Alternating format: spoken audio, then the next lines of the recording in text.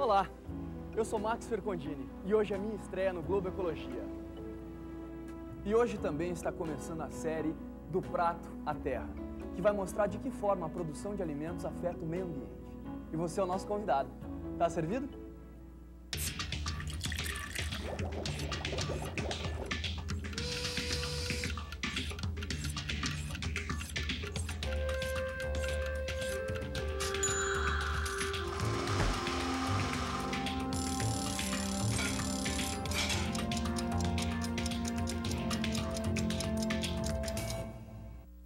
Eu tô aqui no restaurante da Dona Ângela, que é um restaurante mineiro, mas que serve o que todo brasileiro gosta, o arroz e o feijão. A Dona Ângela, em média, por semana, você compra quantos quilos de feijão? Olha, por semana, 50 quilos. Isso é mais ou menos, às vezes pode ser mais. E arroz, digamos assim, 35 quilos. Dona Ângela, você consegue calcular, em média, quantos pratos saem por dia? 100 pratos. 100 pratos de arroz e feijão. Isso é muito relativo, às vezes mais, às vezes menos. Depende muito do movimento, mas normalmente de 100 pratos durante o dia e a noite. Caprichado.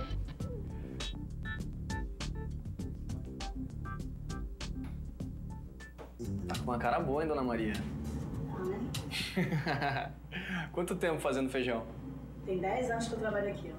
E sempre arroz e feijão? Sempre arroz e feijão. Todos os dias arroz e feijão. Tem o principal prato da casa, arroz e feijão. E tem um pratinho pra mim aí? Com certeza. É batata.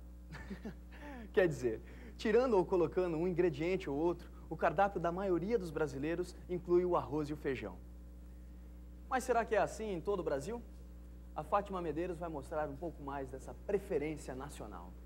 É exatamente isso, Max. Ao longo dos últimos anos, algumas coisas mudaram nos nossos hábitos, mas a base da alimentação continua a mesma.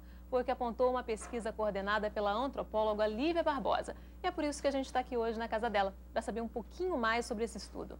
Lívia, o brasileiro continua fiel ao feijão com arroz? Sem dúvida nenhuma. Essa é uma fidelidade, vamos dizer, histórica.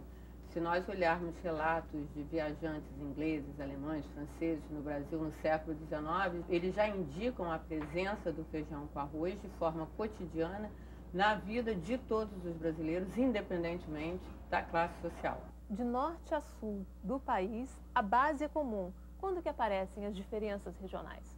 Isso é uma outra coisa que a pesquisa mostra muito bem. Aquele prato típico que você imagina do Pará, aquele prato típico que você imagina de Salvador, Bahia, do Nordeste, de modo geral, eles estão muito mais localizados e aparecem com muito mais frequência nos finais de semana e nos momentos rituais.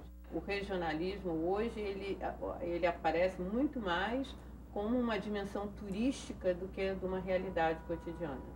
E isso também chama muita atenção no caso brasileiro. Uma sociedade urbana com 190 milhões de habitantes, aonde você tem um cardápio, né, cujo conteúdo desse cardápio é profundamente homogêneo em todas as regiões do país e em todos os segmentos sociais. Os alimentos mais consumidos pelos brasileiros na hora do almoço são os campeões arroz e feijão, carne vermelha, frango, salada, macarrão e legumes. Já no café da manhã, predominam de norte a sul do país o café, o pão e o leite. A comida considerada ideal pelos brasileiros ainda é a caseira? Pela comida com esse tom caseiro. Tanto é que os restaurantes Aquilo, uma invenção brasileira, ele não abandonou o feijão com arroz. E o restaurante Aquilo, ele oferece uma diversidade imensa, que agrada muito ao brasileiro, porque ele faz combinações das mais inimagináveis.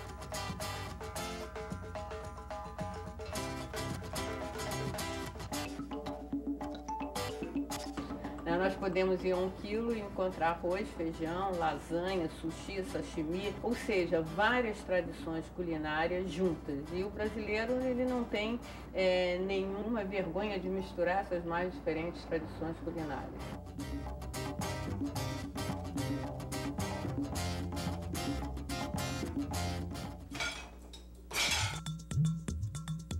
Mas será que continua tudo igual? Parecido com o tempo dos nossos avós e bisavós, que sabiam exatamente de onde vinham os alimentos? Não, muita coisa mudou. Com o crescimento da urbanização, isso acabou. Por exemplo, num restaurante aquilo como esse, é difícil saber de onde vieram os ingredientes, não é mesmo?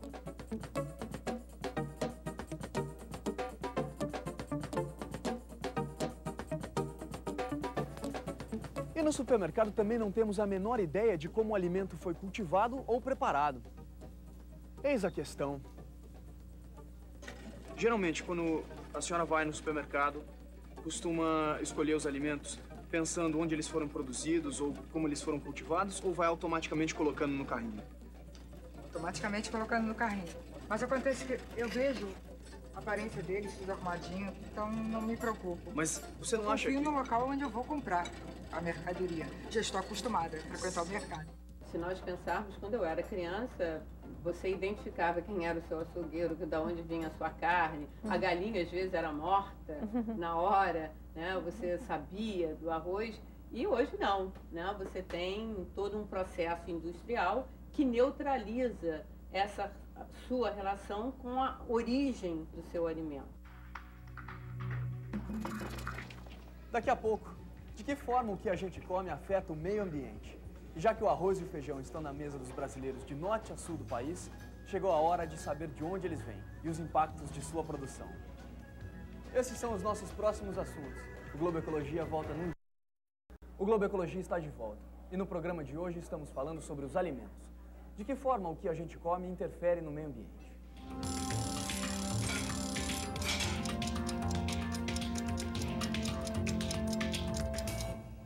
Dona Dirce, a senhora, por exemplo, sabe de onde veio esse feijão? Eu sei que o feijão preto vem da Bahia, né? Eu tô te falando, que eu já li sobre isso, tem até aquela seca lá, que de vez em quando acaba com a safra toda, aí aparece muito nos jornais, não sei disso.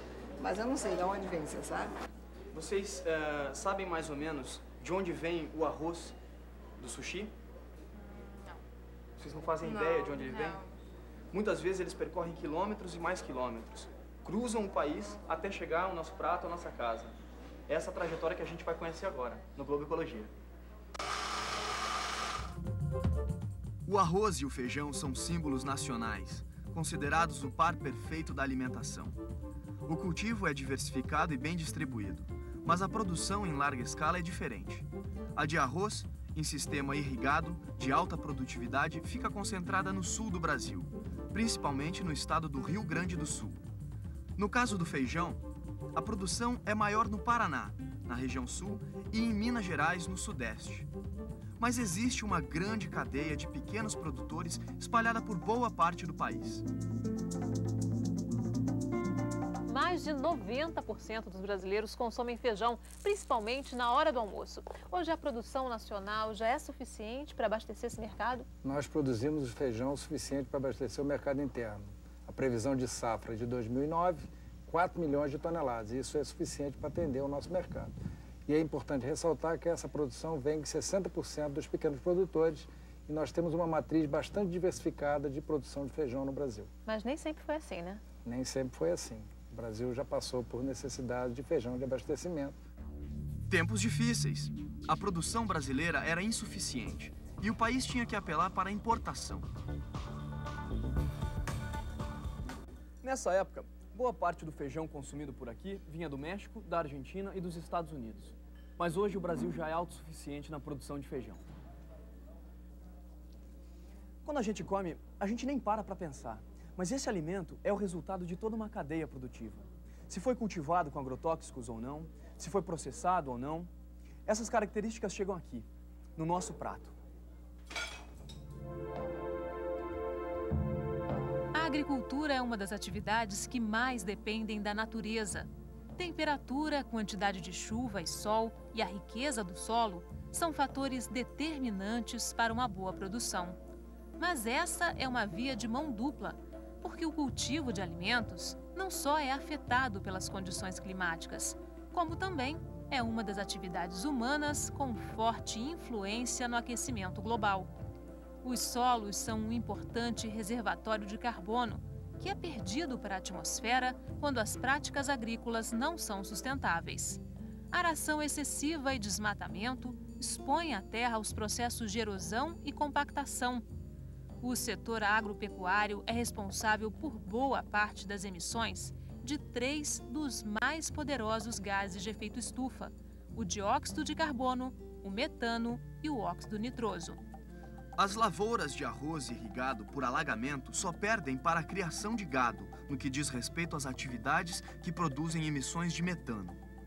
Isso acontece por causa da decomposição da matéria orgânica do solo. Bom, os principais impactos da produção de arroz vão depender de que sistema a gente está falando. Por exemplo, no sistema lá do Rio Grande do Sul, irrigado, e todo o sistema irrigado de produção no Brasil, você tem a questão do metano, que pode ser minimizada, né? Nós temos também a questão do uso da água, né? Do uso eficiente da água, já que o arroz requer uma quantidade de água bastante grande, porque tem que ficar sobre inundação. Agora, todos esses impactos podem ser minimizados por algumas técnicas, né?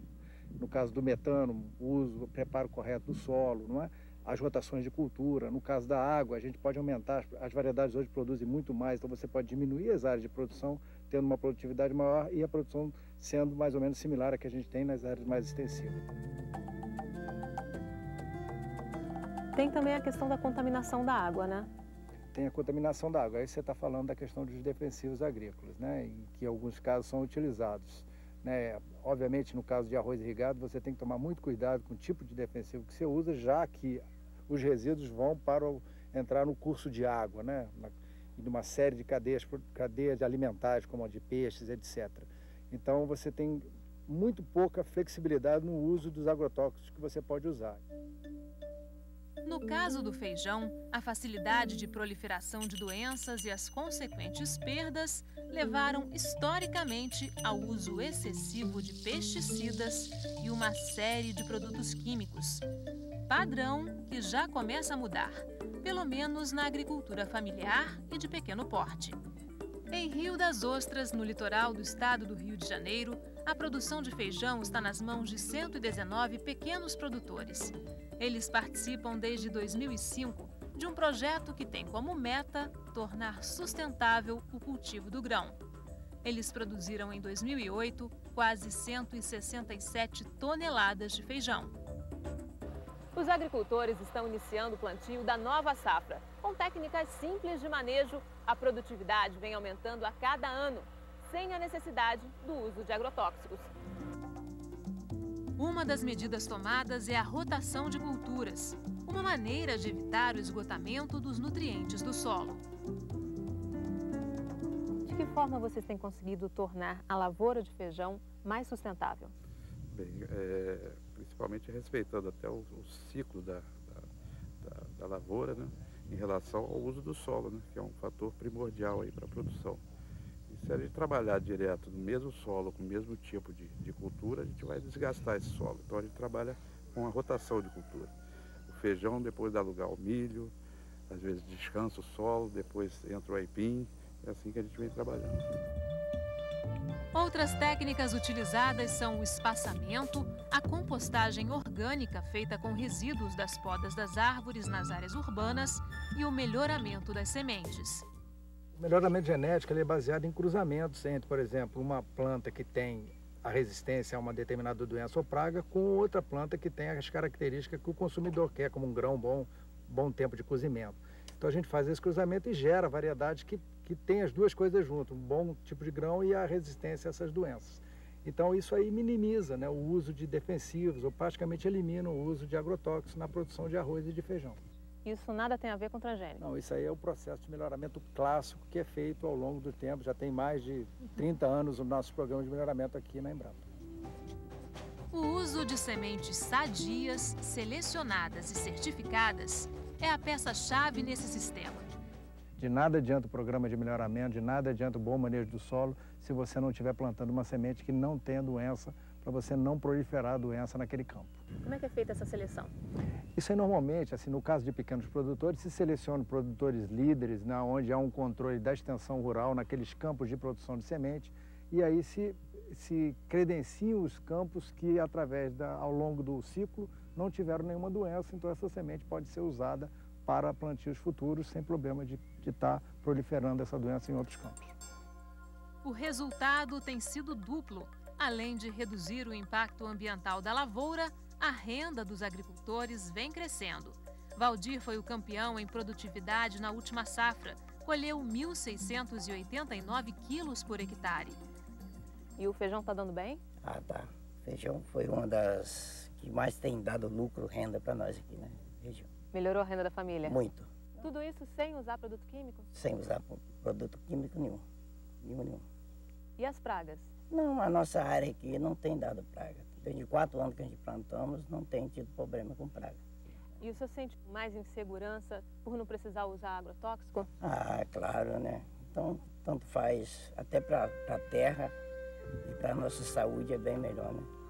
Tudo que você usa química na terra, essas coisas bravas, tudo faz mal para a gente, contamina a terra, né? Essa é uma tendência da alimentação contemporânea, o valor da origem, né? Se valorizar a origem, eu sei de onde vem o meu alimento e me preocupo com essa origem. E isso, obviamente, vai se refletir em reformulações dentro, por exemplo, da indústria de alimento, da própria forma como ela está organizada, em novos tipos de profissionais que essa indústria vai ter que admitir, uma série de coisas. E isso é uma pressão do consumidor, né? É uma tendência que nasce, grande parte, no seio da sociedade, que se reflete para fora.